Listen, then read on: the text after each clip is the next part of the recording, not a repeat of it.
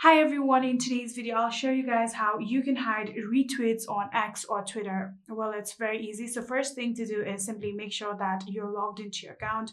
Just like this, open Twitter. Here you can see I am logged into my account. Now what you're going to do is search for the particular person that you want to hide the repost of. So simply tap on the search button right here, and after doing that, simply search for that person.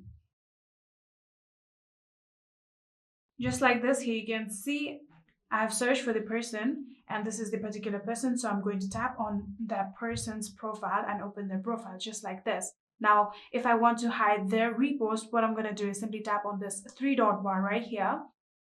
And after doing that here, you'll get the option of turn off repost. So you have to remember that you have to follow this particular person in order to get this option, right? So if you simply tap on this turn off repost just like this, now the repost won't be showing up on your feed and you have successfully hidden repost on Twitter. I hope this video was helpful to you guys. If it was, please do not forget to hit that subscribe button and like our video. Thank you so much for watching. See you in the next.